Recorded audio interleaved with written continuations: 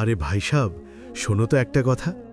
কখনো কি তোমরা ভেবেছ জীবনের এই হুড়োহুড়িতে আল্লাহর কথা কিভাবে আমাদের মনকে ছুঁয়ে যায়? অনেক আগের কথা, একটা ধনী লোক ছিল। তার না ছিল বউ, না ছেলে মেয়ে। একটা রাতে সে তার সব চাকর বাকরদের খাবারের দাওয়াত দিল। খাওয়া শেষ হলে প্রত্যেকের সামনে রাখল দুটো জিনিস, একটা কোরআনের বই আর একটা টাকায় ভরা থলে। বলল, নাও, যেটা তোমার মন চায় সেটা বেছে নাও। প্রথমে এলো দারোয়ান। ধনী লোক জিজ্ঞেস করল, কোনটা নিবি? দারোয়ানটা একটা দীর্ঘশ্বাস ফেলে বলল, সাহেব, আমি তো কোরআনই নিতে চাইতাম, কিন্তু পড়তে জানি না। টাকাটা আমার কাজে লাগবে। সে থলে নিয়ে চলে গেল। আচ্ছা, তোমরা বলো তো, আমরা কতবার এমন করি? জীবনের টানাপড়নে আল্লাহর কথা পিছিয়ে দেই। তারপর এলো কামলা। সে বলল, আমার বউ খুব অসুস্থ, ওর চিকিৎসায় টাকা লাগবে, না হলে কোরআনই নিতাম।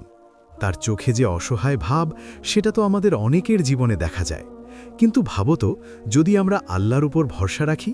কোরআনে বলা আছে, সূরা আত-তালাকের ২-৩ নম্বর আয়াতে, যে আল্লাহকে ভয় করে তিনি তার জন্য বের করে দেন উদ্ধারের রাস্তা, আর রিজিক দেন এমন জায়গা থেকে যা সে ভাবতেও পারেনি।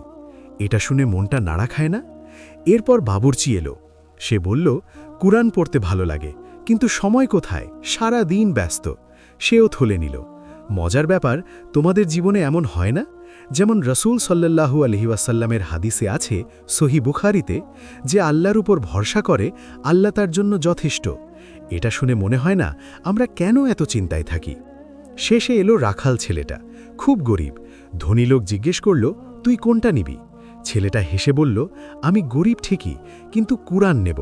আমার মা বলতো, আল্লাহর একটা শব্দ সোনার চেয়ে দামি, মধুর চেয়ে মিষ্টি। সে কুরআন খুলে দেখল, ভিতরে দুটো খাম, একটায় টেবিলের টাকার 10 গুণ টাকা, আর একটায় ওসিয়ত, যাতে লেখা ধনী লোকের মরার পর সব সম্পত্তি তার। ধনী লোকটা সবাইকে বলল, যে আল্লাহর প্রতি ভালো ধারণা রাখে তিনি তাকে কখনো বঞ্চিত করেন না। আরে বন্ধুরা, এই গল্পটা আমাদের শেখায়, জীবনের ঝড়ে আল্লাহকে ধরে রাখলে তিনি অপ্রত্যাশিত উপহার দেন। আজ থেকে চেষ্টা করে দেখো, জীবনটা কত সুন্দর লাগবে। আল্লাহ আমাদের সবাইকে সঠিক পথ দেখান।